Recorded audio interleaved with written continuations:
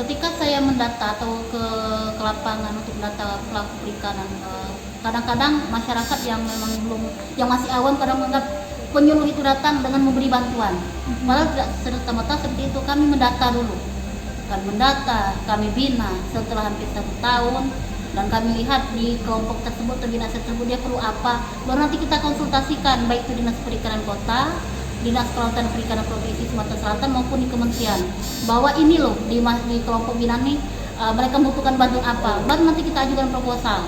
Jadi tidak serta merta penyuluh datang mendata itu bantuan langsung itu tidak, karena kami sudah data dulu, itu yang penting. Jadi bagi masyarakat ya, kalau kami penyuluh perikanan datang mendata, tolonglah bantu kami. Kami tidak ada maksud apa-apa, cuma mendata untuk nanti data ini kita gunakan. Misalnya bisa kita untuk mengetahui penghitungan angka konsumsi ikan di Sumatera Selatan ini, kan AKI salah satu IKU kinerja kerja utama itu ya AKI tadi. Jadi AKI itu akan bisa terhitung jika ada data perikanan yang dari kabupaten kota. Kemarin baru sosialisasi SKP, nanti kalau berkas sudah masuk nanti baru ada tim nanti yang mengecek lokasi yang tidak akan diberitahu sebelumnya. Jadi apa-apa nanti diajari, ini seperti ini harus pakai sarung, nanti pembuangan airnya seperti apa, inlet outletnya seperti apa, terus cara packingnya nanti bagaimana, itu diajarin lagi nanti. Pertama itu ya kita mencuci ikan itu dengan menggunakan air mengalir kan, jadi bukan yang atau 3 kali atau 4 kali pencucian. Nah itu pertama. Terus tidak menggunakan bahan-bahan yang berbahaya, bahan tambahan misalnya menggunakan borak, formalin atau zat campur lainnya. Nah, terus itu waktu packaging juga yang bertugas ini juga menggunakan sarung tangan, jadi bersih dan lebih higienis, terus menggunakan untuk muka, menggunakan untuk kepala. Itu salah satunya misalnya. Terus dalam penggilingan juga alat yang digunakan harus higienis, tidak berkarat, bersih. Terus dalam packing juga di kulkas itu juga jangan sampai ada kotor-kotornya kan. Jadi tidak menempel pada plastik itu.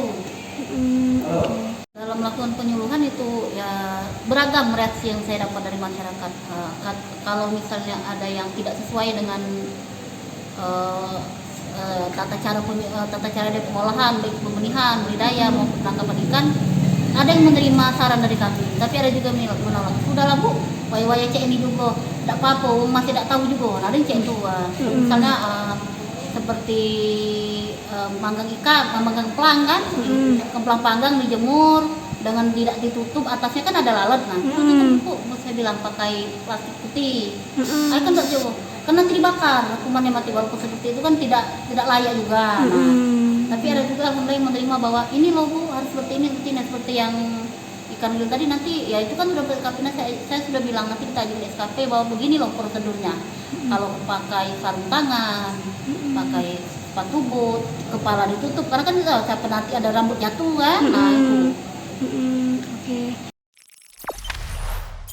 Jangan lupa subscribe, share, komen, dan like ya.